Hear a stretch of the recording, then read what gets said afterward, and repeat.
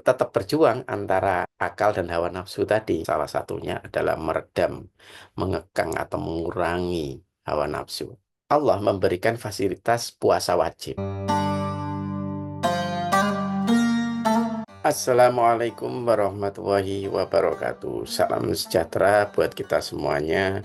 Jumpa lagi dengan saya Rudi Cahyo, masih di acara Jalan Penuh Makna spesial edisi Ramadan. Kali ini kita akan membahas tentang mengekang hawa nafsu. Nah, ini berhubungan dengan manfaat dari puasa. Salah satunya adalah meredam, mengekang atau mengurangi hawa nafsu. Karena dalam kehidupan kita itu sebenarnya nafsu itu pendorong, nafsu itu kehendak. Nah, kehendak ini nanti akan dihadapkan pada berbagai pemenuh kebutuhan ya.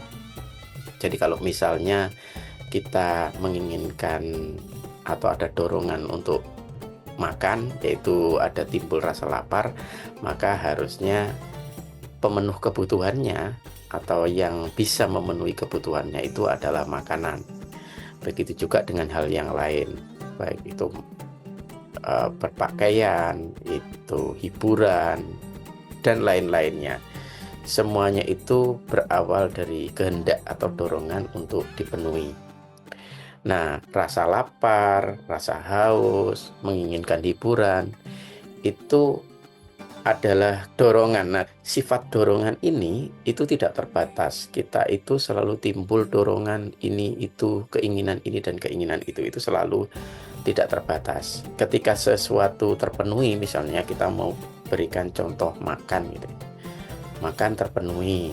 Misalnya kita mau makan nasi, terpenuhi. Setelah itu mau makan nasi, ingin nasi dengan lauk atau sayur atau pelengkap gitu ya. Misalnya pingin makan rawon atau soto.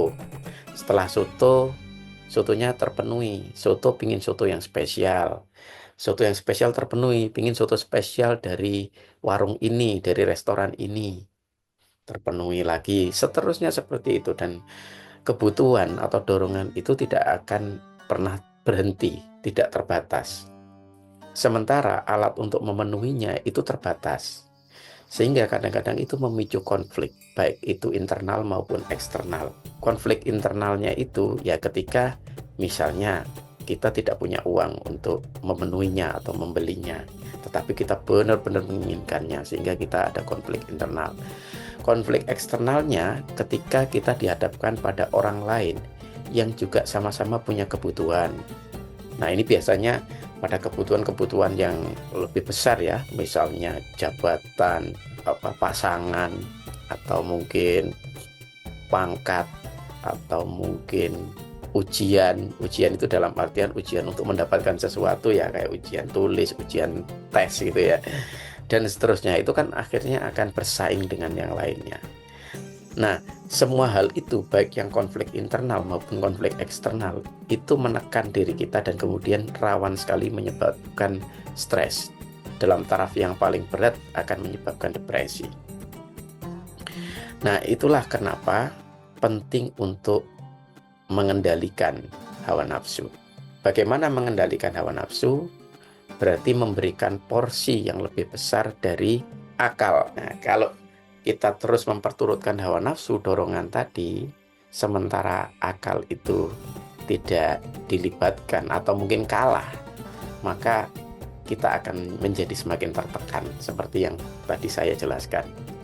Tapi ketika kita memberikan ruang buat akal, maka akan ada banyak cara untuk melakukan rasionalisasi atau melakukan defense untuk melindungi ego kita. Misalnya saja ada orang yang mengatakan bahwa kebutuhan dan keinginan itu berbeda. Itu adalah cara kita untuk memilah mana yang benar-benar itu harus segera kita penuhi dan mana yang itu tidak harus segera kita penuhi. Terus kemudian ada istilahnya kebutuhan primer dan sekunder dan tersier. Itu juga itu membuat kita akan lebih cerdas, lebih smart. Artinya dengan pemilahan-pemilahan kebutuhan itu, maka kita memberikan ruang buat akal untuk turut terlibat dalam pemenuhan kebutuhan. Sehingga hawa nafsu itu bisa terkontrol. Nah, tetapi hawa nafsu ini sebenarnya sulit sekali untuk dikontrol. Ya, karena tidak ada pengontrol alamiahnya, karena tidak ada sesuatu yang memaksa dia untuk bisa dikontrol. Sementara kita sendiri itu berjuang, apakah mau mengutamakan akalnya atau mengutamakan hawa nafsunya. Itu kan juga membutuhkan energi tersendiri, makanya kadang-kadang ego itu lelah ya. Jadi kalau di dalam konsepnya psikologi itu, ego inilah yang bekerja sebagai eksekutornya. Jadi kadang lelah, apakah mau mengedepankan hawa nafsu atau mengedepankan akal tadi. Maka dari itu ada fasilitas yang disediakan oleh Allah, yaitu melalui puasa. Nah, termasuk puasa di bulan Ramadan ini. Nah, ketika kita berpuasa, maka kita itu dilatih untuk mengontrol, mengelola, mengendalikan hawa nafsu kita. Kita mengontrol lapar, mengontrol haus, mengontrol kebutuhan untuk berhubungan dengan pasangan kita, mengontrol untuk melakukan berbagai tindakan yang itu mengedepankan dorongan hawa nafsu ya, termasuk dorongan-dorongan untuk melakukan tindakan-tindakan yang tidak terpuji, maksiat. Nah, puasa itu punya peran di situ. Maka dari itu secara psikologis puasa itu punya peran yang besar sebenarnya untuk membuat kita itu terhindar dari tekanan, terhindar dari stres, dan paling parah tadi kita tidak mengalami depresi. Itu kemudian menjadi keutamaan dari puasa. Karena itu kita bisa melakukan puasa ketika ingin mengontrol, meredam hawa nafsu kita. Allah memberikan fasilitas puasa wajib, yaitu puasa di bulan Ramadan ini. Nah, kalau di luar bulan Ramadan, bisa saja kita mengerjakan puasa-puasa sunnah.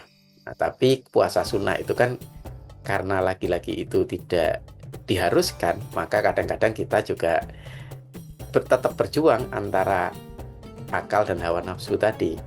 Kalau tetap mengedepankan hawa nafsu, mungkin akan menunda puasanya, mungkin akan gak jadi puasa atau semacam itu. Tapi begitu ada puasa wajib seperti Ramadan ini, kita diberikan fasilitas gratis untuk bisa mengontrol hawa nafsu. Demikian Jalan Penuh Makna kali ini. Sampai jumpa di Jalan Penuh Makna yang akan datang.